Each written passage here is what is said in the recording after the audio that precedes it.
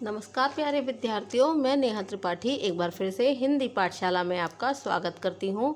पिछली हिंदी की कक्षा में हमने 3 अक्षरों से बने हुए शब्दों का अभ्यास किया था और हमने अपनी बुक का अभ्यास वाला पार्ट पूरा किया था।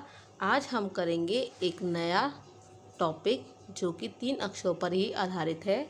दिए गए शब्दों से वाक्य बनाइए। मैंने आपको बताया था वर्णों को जोड़कर शब्द बनते हैं और शब्दों को जोड़कर एक वाक्य बनता है। वाक्य ऐसा होना चाहिए जिसका एक अर्थ हो। तो अब यहाँ पर आपको कुछ शब्द दिए गए हैं, 3 अक्षरों से बने हुए शब्द। आपको उनका इस्तेमाल करते हुए वाक्य बनाने हैं। क्योंकि अभी आप छोटे हैं, आप छोटे छोटे ही वाक्य बनाएं। जैसे कि हमारा पहला शब्द है मटर, मटर। तो सोचिए बच्चों, मटर का क्या वाक्य हो सकता है? रमन मटर चख। देखिए, है ना छोटा वाक्य। रमन मटर चख, रमन मटर चख। अगला वाक्य है कमल, कमल, कमल फूल।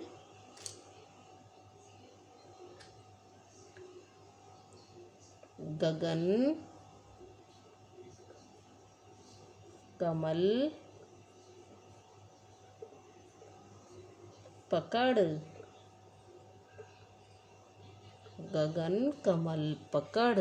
है ना ये एक वाक्य, गगन कमल पकड़। गगन एक बच्चा है जिससे दूसरा बच्चा कह रहा है कि गगन कमल पकड़ लो, पकड़। अगला वाक्य शब्द है हमारा सड़क, सड़क, सड़क। तो सोचिए बच्चों, सड़क से हम क्या वाक्य बना सकते हैं?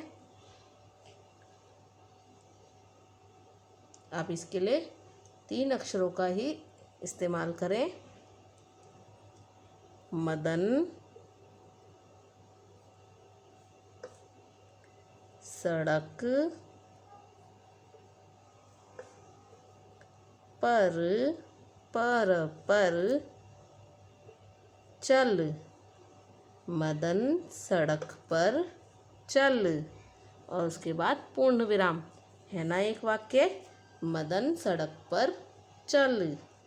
हमारा अगला शब्द है भजन, भजन, भजन भगवान का स्मरण करना। भगत भजन कर, भगत भजन कर।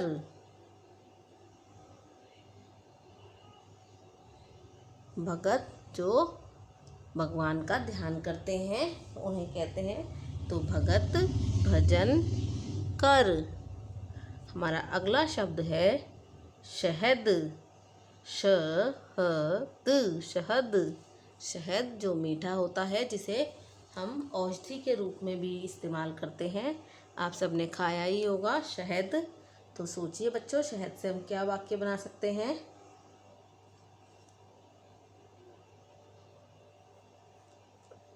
बहन, बहन,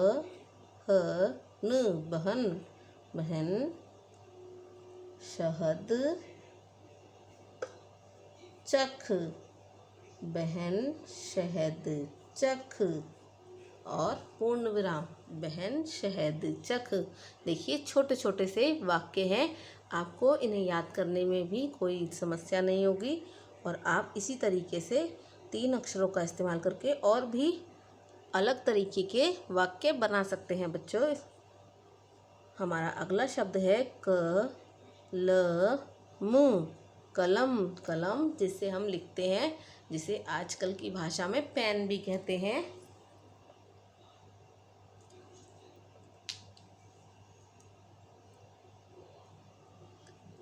पवन कलम इधर रख। पवन कलम इधर रख।